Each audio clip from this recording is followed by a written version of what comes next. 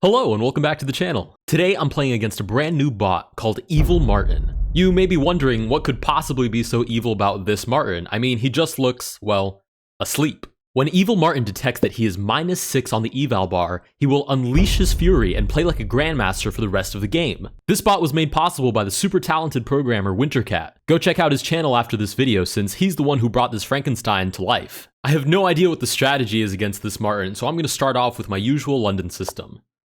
Also, you guys will see Martin's icon change when he starts playing like a grandmaster, but I won't. Alright, we're met with c5, and usually I accept gambit, so I'll go ahead and capture here. Not to mention he's playing like regular Martin right now, so we should be in a good spot right now. We'll go ahead and continue developing. Get knight to f6, so he just leaves the pawn on the table, which is totally fine. We'll play e3 here. I'm kind of nervous to trigger, like right there, that's a pawn, that's a free pawn, but I'm kind of nervous to trigger the -6 on the eval, because obviously I'll have to play against basically a grandmaster for the rest of the game. So we do get e5, and I'm just going to kind of ignore it for now. I'm going to play bishop e2, and just castle. Okay, so again we get a free piece, but it's kind of nerve-wracking. If I take, and it goes to -6, then I better feel very confident that I can win in that position. I'm going to capture, because I don't think that could be as bad as -6 quite yet. Okay, we get knight to c6. I'm gonna go ahead and castle, and I think we should still be doing okay. We get pawn to b6, and I think that just calls for me continuing with regular development, so I'll play knight to c3. Okay, we get castles. We should still be in store for at least another free move at some point, so I'll play b3, fianchetto. I mean, we're still sitting pretty up a piece, so I'll play b3 for now. Okay, bishop b7, I'll follow suit. Go ahead and fianchetto as well. And we're met with a6. Since I am up material, it should be in my favor to offer trade. So, for example, knight to d5 here is kind of interesting because it threatens jumping well into the position, but it also offers a trade. So let's see, knight to d5, takes. We're in the line of sight of the bishop, but I don't believe there's any discovered attacks there. So takes.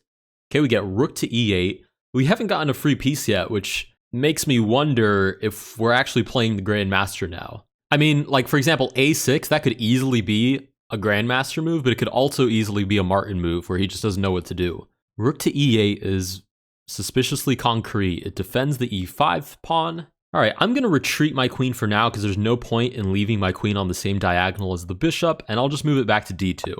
Okay, rook to e6. Okay, I'm starting to suspect this isn't Martin anymore, because Martin by now would have messed up again. Rook to e6 is very concrete. We have a rook lift. The general idea is clearly a kingside attack, and there's even ideas of like queen to f6, picking up the d6 pawn.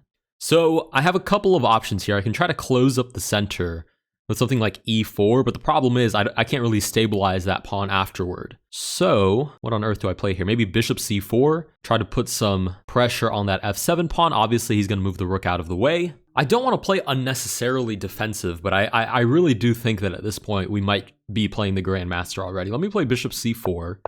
Okay, definitely, because Martin would have never moved that rook out of the way. That's impossible.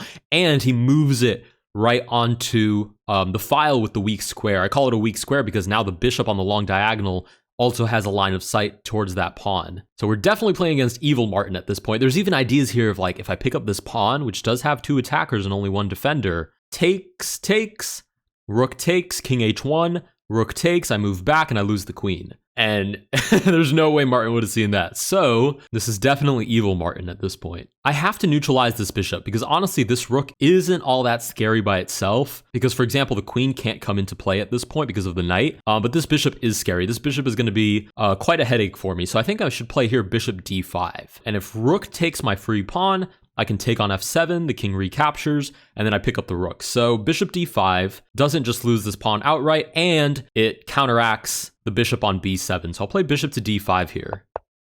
Okay, queen to f6, the idea that we talked about earlier, and now he can definitely capture on d6. I don't think I can hold on to this pawn. It's just too far removed, and if I expend resources trying to hold on to this, I'm definitely going to get steamrolled on the king side. So instead, I'm going to anchor my bishop towards the middle of the board, maybe even play e4. That's not e4. Play e4, anchor my bishop in the center, and then that way he'll only have 2 pieces on the king side. So I'll play c4 here. What on earth is that? There's no... What is... Oh my goodness. What is that? Knight to d4. Okay, obviously I can take this free bishop, but then he takes. This is pinned. Wow. This bishop was a problem for me, even though I did try to neutralize it. Okay, so what's the idea here? Let's start with the free bishop. If I take the free bishop, takes on f3, I can capture back, queen takes g3. Is that losing for me? Or is there another variation that I'm not seeing? Let's see, if I take this bishop, I don't see any other follow-up that isn't just knight takes. If you sacrifice the rook, it's in vain because I recapture and the bishop still sees the knight, so there's no capturing here. If I take and he takes, obviously I'll recapture. If the queen takes, g3, and I don't see what the follow-up is there. I mean, I'll bite. Let's see what it's all about. Sure, I take back. Right, and then just g3.